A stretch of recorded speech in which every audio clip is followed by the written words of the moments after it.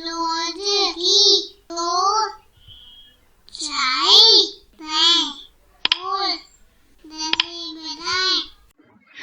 friends, how are you? You know what are we going to do today? We are going to read a very interesting story that has been taken from your book Marigold Class 3. So open your book and open Unit 10.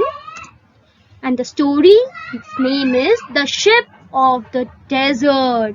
Yes, open your book immediately and turn to the page in which this story has been given. So the ship of the desert. So what is a desert? Desert is a place where we can see sand all the way around. There is no water in desert. So how can a ship sail in a desert? Is it possible for a ship to sail without water? I don't think so. So, who is the ship of the desert? Who has this title? The ship of the desert. So, the title of the story is The Ship of the Desert. So, what can you see in this picture? I can see a camel in this picture, right? Here is a camel, right?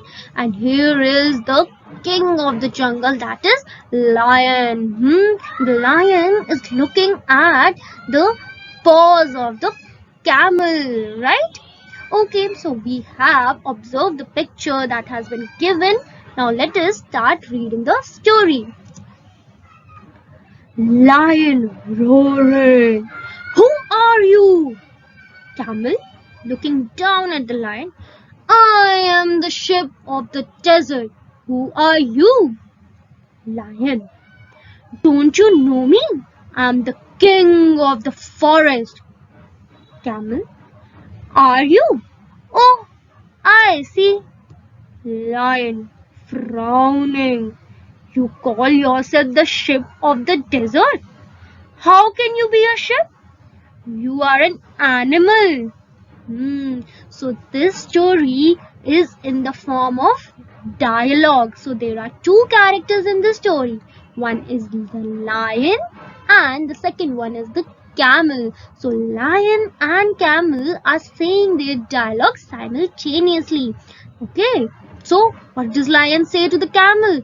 Who are you?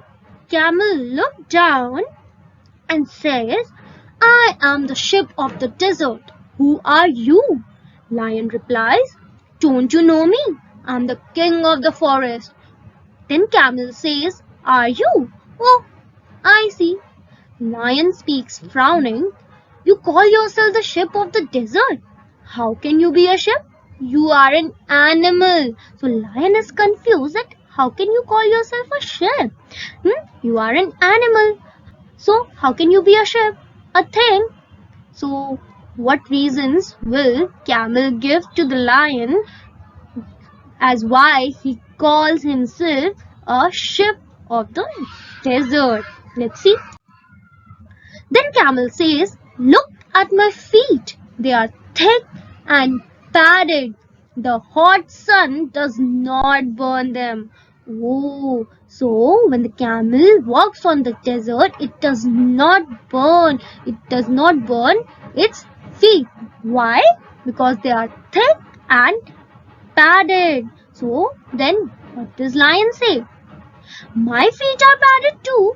Thorns don't prick them and I can run 80 kilometers an hour. So the lion is also telling his qualities to camels.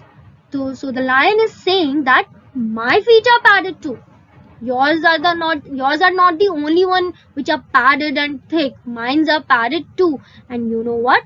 Thorns don't prick them and I can run 80 kilometers an hour. Oh my god, this lion is so fast. He can run 80 kilometers an hour. So then camel says, that is true.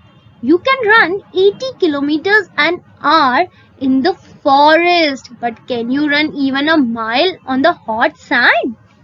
And lion says, maybe not, but camel interrupts the lion and says, And you can't live without water for a week, can you? See, what does camel ask lion? Can you live without water for a week? Is it possible for anyone to live without water? That too for a week? Oh my god. Then lion says, no, I can't. I need water every day. But don't tell me you can do without water. Yes, this is very surprising for me as well. Can camel live without water for such a long time? Like for a week? Let's see, what does camel say? Camel: yes, I can. There are no rivers or lakes in a desert, but that does not bother me. I can drink 200 bottles of water at a time.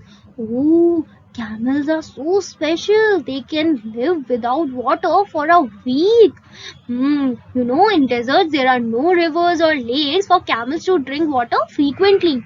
Therefore, they drink a large amount of water in one go, as it is written here that camels can drink 200 bottles of water at a time. It is very difficult for me to drink even one bottle of water, even half bottle of water at one time. How much can you drink? Tell me. Let's see what else do we know about camels. Then lion says, really? You must have a big stomach. Camel: yes, I have a big stomach. I can store water for a week. I can store food for 2 weeks even. Okay. So, camel says that he has a big stomach in which he can store water for a week and store food for 2 weeks even. Oh, now lion is showing a lot of interest in camel's body. Do you store food in your stomach? So lion is asking camel, do you store food in your stomach? So camel says, no, I don't. I store it in my arm, that is on its back. I eat a lot of food at one time. Then I don't need to eat for a fortnight. Lion: that's interesting. But what do you eat? Camel says, I eat leaves, but there are no trees in the desert. So camel says, I eat leaves, but there are no trees in a desert. So lion is very curious and asks, what do you eat there? Camel says, there are thorny bushes in the desert. I eat the thorns. The thorns don't prick my thick tongue. So what do camels eat? Camels eat thorny bushes that are present in the desert. And you know what? Those thorns in those bushes do not prick their thick tongue. Wow, camels are incredible, right?